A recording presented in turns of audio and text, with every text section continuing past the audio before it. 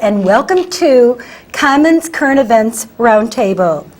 Today we have a very impressive guest, Steve Mandel, who is the Highland Park, Illinois City Councilman, and he is also Mayor Pro Temp, and he'll tell us about what Mayor Pro Temp is in a second, and he's running for Lake County Board. Welcome, Steve, to Commons Roundtable. Well, thank you for having me very much here, Suzanne. I will tell you what it is. First, it's Mayor Pro Tem, and basically what it means is I take the place of the mayor when she's not around. Oh, okay, that's good, because some of the other areas don't have this Mayor Pro Tem. So we wanted our viewers to know what this Mayor Pro Tem is. So that's pretty good, because I will read this to our viewers, Steve Mandel has served the city of Highland Park for 19 years as a city councilman and was appointed, again, Mayor Pro Tem in 2010. He serves as liaison of the Plan Commission, the Park District of Highland Park, and a member of the Solid Waste Agency of Lake County, Executive Board, where he has also served as chairman of the Finance and Legislative Committees. My goodness, when does your wife see you? Very often. I've been retired since 2006, so oh my she sees goodness. me a lot. As a matter of fact, I was just appointed vice chairman of the Executive Committee of SWACO. So oh my goodness.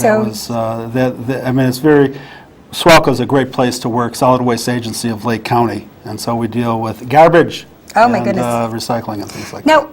Now, you've been on the city council for 19 years, am I correct? That's correct. I was on the Plan Commission in 1991 and was elected to my first term of city council in 1993. Okay, so the next question is, why are you running for Lake County Board? I mean, you seem to be, this is your place, and you've been here, but now you're going a little bit further away to Lake County. Why Lake County Board? Well, what's interesting is just, working as a public servant, no matter what position you are, is something I like to do. I mean, I ran for county board in 1991. 1990-91 was not successful. It was a different, there were 6 districts back then. There's 21 districts in this election, so I was not successful in Lake Forest, which was I'm a Democratic candidate. So there were very few Democratic votes up there then, and it's a different district now. But it's basically taking things that I've learned, the educational experience I've had, the experience I've had on the city council and doing my public service right here in Highland Park and bringing it to countywide. It's too bad it was Republican or Democrat, because it really is a position that, you don't have to be a Democrat or Republican. I mean, you could just do so many things. It doesn't necessarily have to be, a political type of job. I mean, it's more. If I had my choice, it would be a nonpartisan race, nonpartisan, just right. like the council is nonpartisan. Right, because being a councilman, I know my husband was an alderman. You run as an independent, and I see that this should be, all the things that you told me, which I want you to talk to our audience about, doesn't really, it should be a nonpartisan type of thing. Person, so, you are.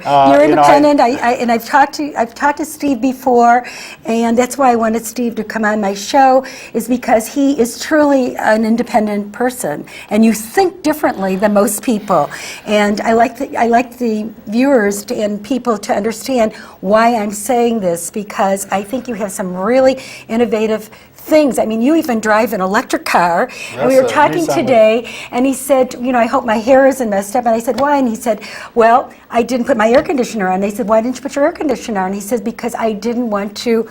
Tell me why? I didn't want to use that extra energy. See? In my battery. See? So what's cool about having an electric car is you can see the amount of energy, and it's kilowatts per hour that you use. So you become very conscious of it, and you're limited. It's only 100 miles you can drive. So you're conscious of your speed. You're conscious of all the accessories you put on, and it's very, it's like a little game. It's like a little video game. But I mean, you have the electric car. I mean, a lot of people say that I'm green. I'm green, I do this green. But you truly are a green candidate. I mean, you really are somebody that looks out for the environment. And well, when I ran in 1991, I was the conservation candidate. Basically, before that, how I got involved is by trade, I'm a stagehand. I've worked in theater for years. I was a master electrician at Ravinia Festival. I did sound at Ravinia Festival, assistant sound man, and my last several years in the business, I did industrial presentations where I did mostly sound, So live sound, not how did you, not I mean, like so this you're not where a career, I mean, you're not a, recorded. career politician. That mean you came up, from politics. Here you came up from, sound engineering and all these other things that you just talked about. How did you get into politics? Well, so talking about conservation, I lived on Lake Cook Road. County Line Road is what it's called in Highland Park.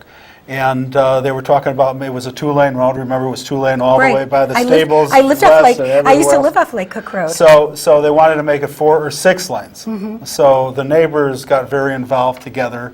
I wasn't really a primary leader in that group, but I got interested through that group when we negotiated the 3 lanes. Instead of 4 or 6 lanes. And that got me interested. Al McLeod was just elected to the council, and it might have been like 1982 or somewhere in the early 80s. And Al put a little thing in the Highland Park News that said, and may rest in peace, he's not with us anymore, but he was a great citizen of Highland Park, Al and his wife Martha McLeod. Put a little blurb in the Highland Park News saying that anytime you need anything, here's my home phone number, you can call me. And I kept that taped up to my on my bureau by my desk until it was old and yellow and cracking 20 years later. I didn't serve on the council with Al. He was gone by the time I came on in '93, but I was good friends with him, and he was a mentor of mine in just dealing with public service and dealing with trying to help people. You're an advocate. You're trying to, when there's a problem, you try to help people solve that problem.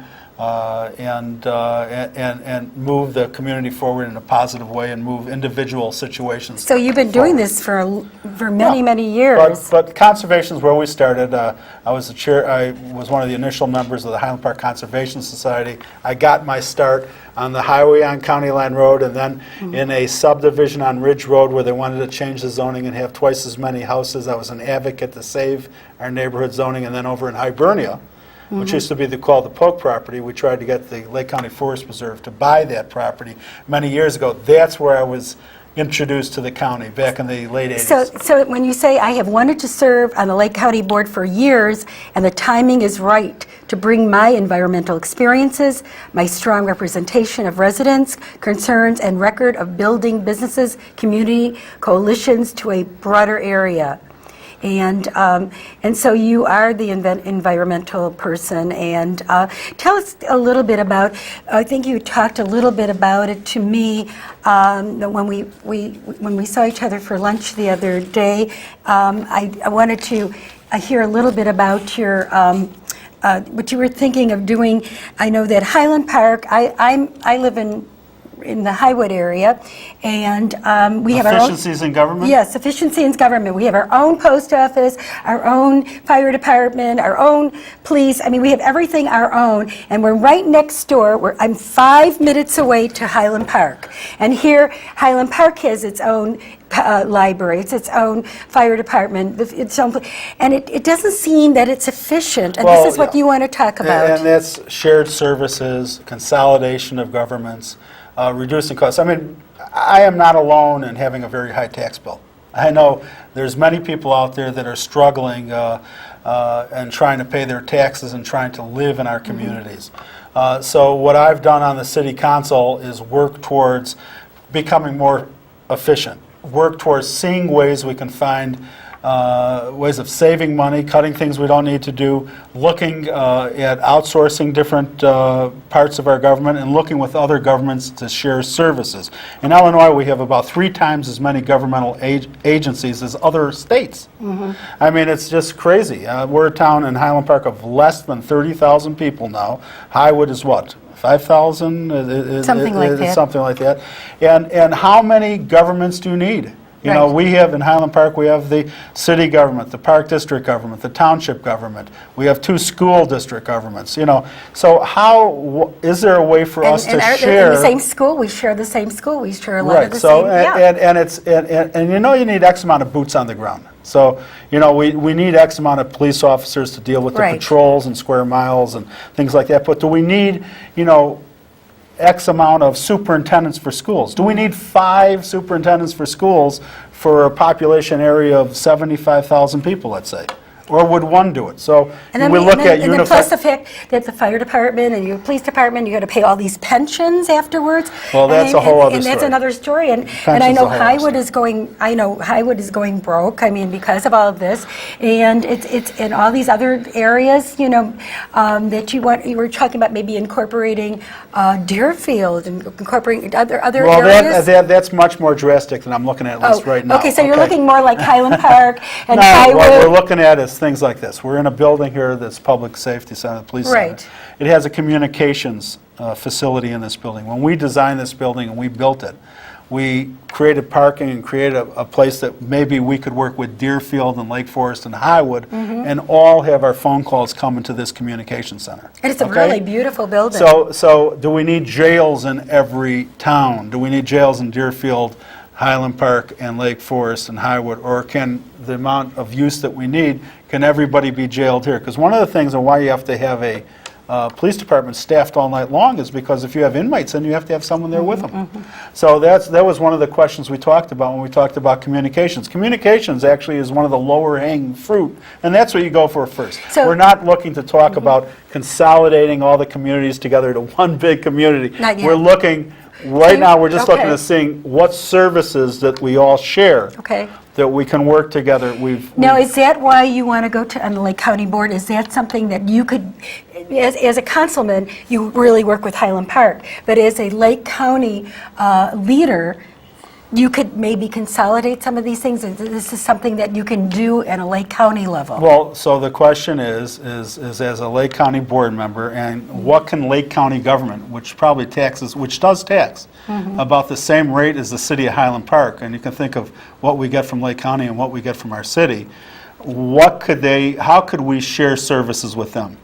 What could we do, what can we do with, in dealing with community development, and dealing with other kinds of planning, sustainability, dealing with road services. I mean, we work with them a little bit on some things now, but where could we work with them in sharing things that might be less costly for both of us? We might even be able to get more services for less. But I think, you have to have the discussion. The problem right now is, does the staff feel that they have the political will from the councils and the county board members and the trustees and all the mayors to move in this direction?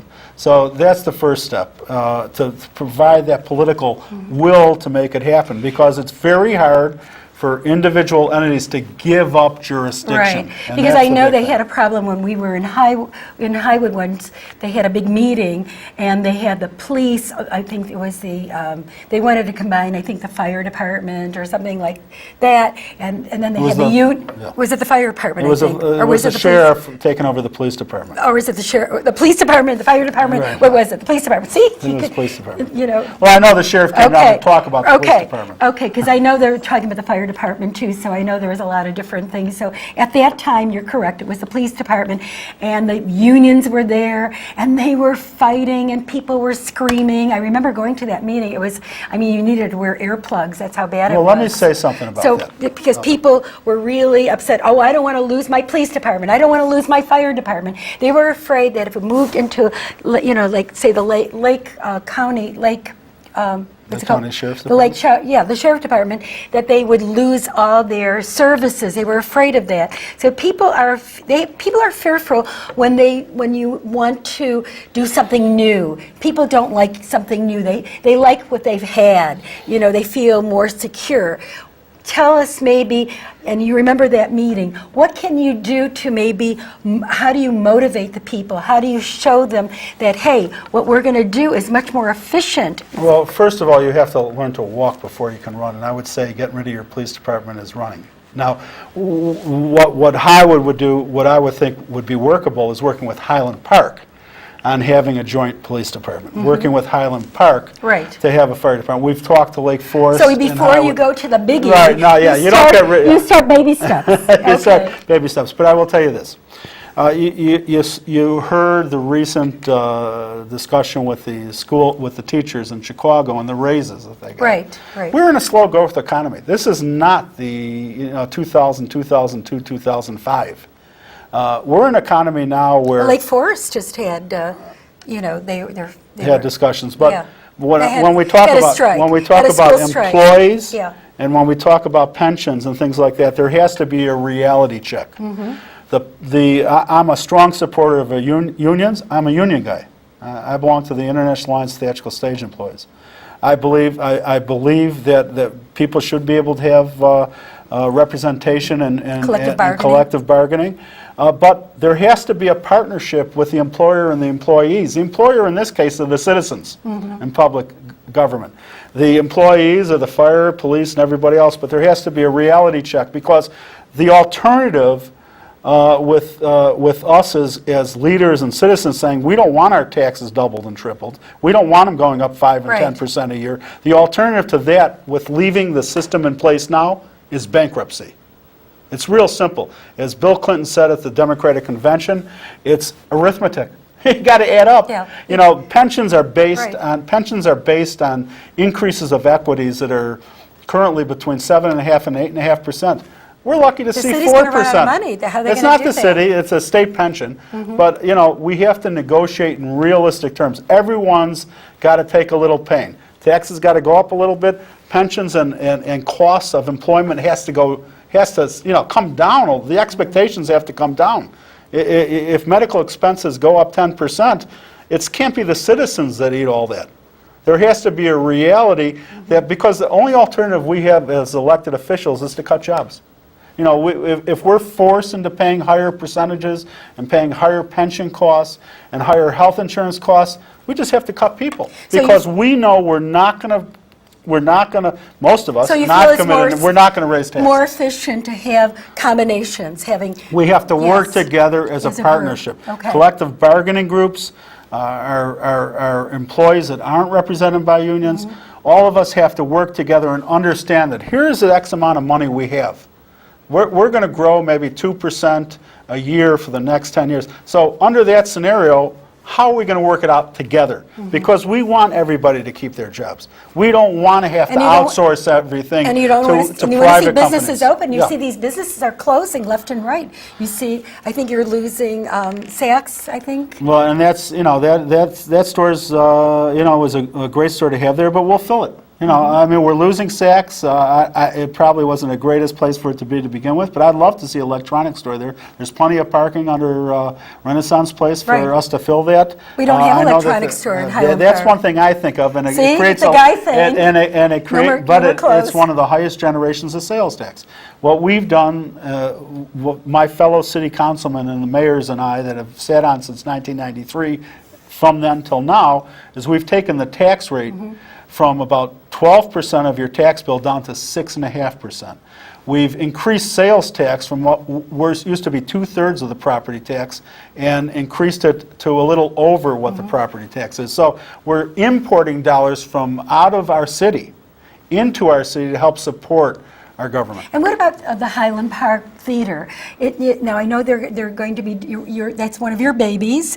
Yes, it is. And is it that you want to still maintain a theater? It's a parking lot? What exactly are you trying to do? I'm trying to figure out what it is that you're supposed to be doing. So I will take credit for this because myself, along with a few other people on the council, were excited about buying the theater and getting a professional organization in there to fix it up and To run it as a theater? and to run it as a playhouse. To have live theater in. That Oh, was I the see. original idea. But you remember Rather than a film theater? that was the original idea. Okay. Let me walk through the steps. Okay, so now we're going to do baby steps to the Okay, viewers. not baby steps.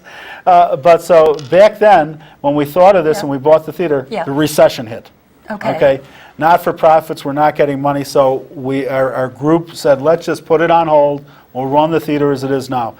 Several years later, this council wants to make a move in an affirmative direction. We put an RFP out. We got a response from a developer that said, if you let us build condos and retail in the parking lot next door, we'll provide dollars, capital dollars, to redo the theater as a movie theater, a hybrid movie theater that has some live entertainment in it, small. Sort of like the And- Skokie Theater. No, not necessarily. I think it might be a new model. It might be Okay, something a new? cross between that and where they might have food, where they might have different types of small business events there. So it's going to probably be a really interesting concept. I'm not the creator of it, but Sounds interesting. I've heard different ideas, but it's going to be something that's going to generate money. So we take the capital from the dollars from us letting them build on the parking lot next door. We take that parking and we put it underneath in the ground and across the street. And we have a theater, and we have what I'm excited about the theater group is they're very motivated. They're 3-4 people that are developing business models. And I have to say, this is very preliminary. So we're looking at the financials to see if they're workable. And it might not work, but we're excited about the excitement they have for us, understand. because we know that every dollar in theater is $7 spent in our downtown.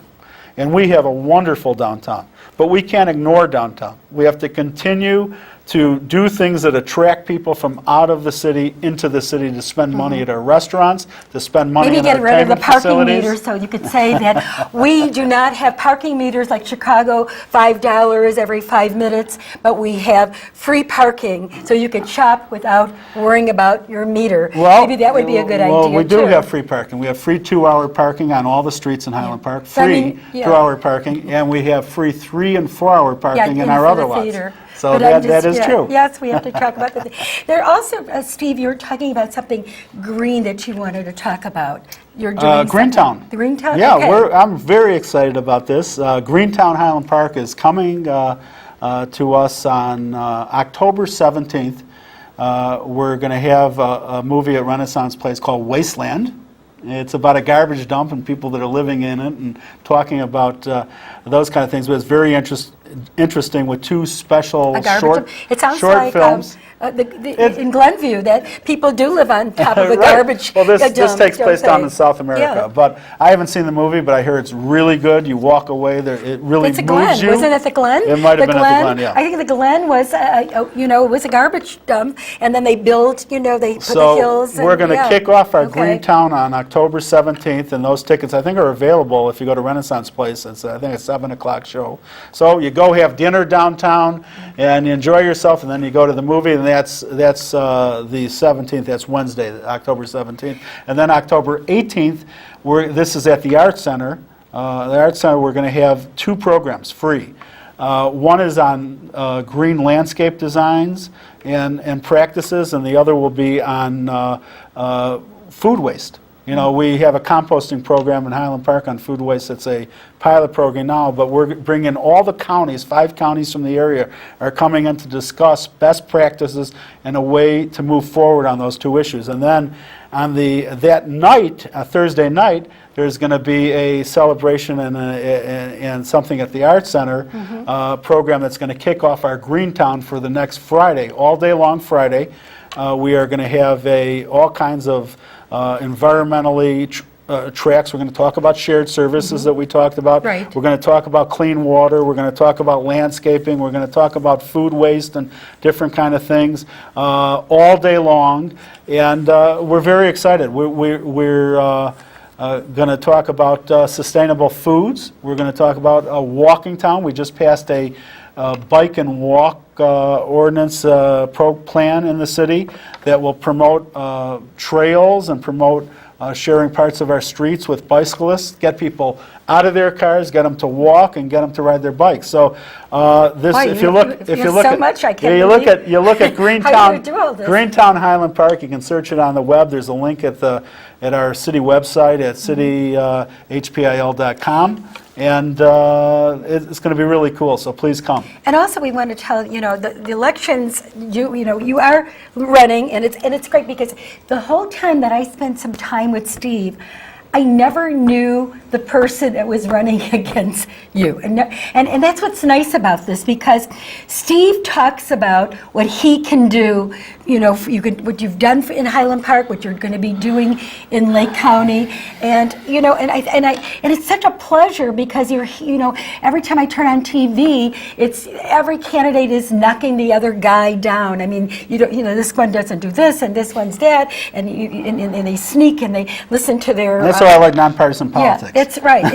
It is so. I mean, it's so disruptive, and I like this because we're learning about Steve, the candidate, because Steve is the type of person that, you know, he is just who you are. I mean, you've got so many things on your, you know, that I can't I've believe. been around 20 years. I mean, would have to do something after 20 years. And I know the election there's early voting. I know October 22nd to November 3rd, and election is November 6th. That's mostly right over, it's right at the county health facility that's behind Sunset Foods. That's where the early voting is. Well, everyone throws all those signs. You know what I don't understand about early voting, though? That they're going to miss a lot of these candidates, the people that vote early. Like, you're going to be doing a debate, right? No, the debate is October 14th, so it's before the early voting. Okay, October 14th? Yeah, Lake Forest High School. Okay, but again, there's a lot of people that are voting, you know, from other states, you know, are voting earlier. They're voting before the president's debates.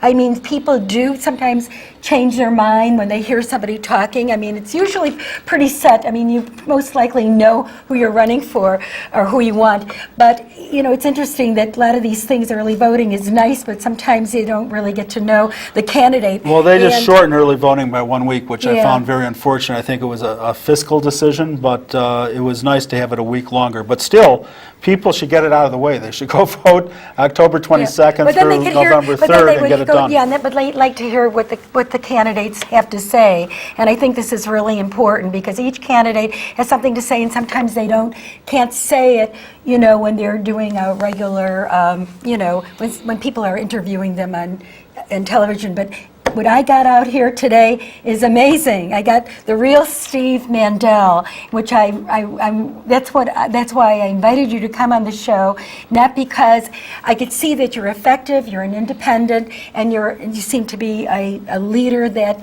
knows what you want and you think what's best for the people. And I really appreciate that, because I also appreciate that you didn't say anything about anybody else, anything negative. I like the positiveness of your campaign. And I want to thank you, Steve, for coming on the show. I see I'm rounding up my camera people. Thank you very much, rounding me Suzanne. up to tell me that we have very little time left. And I really glad that you were able to come on the show.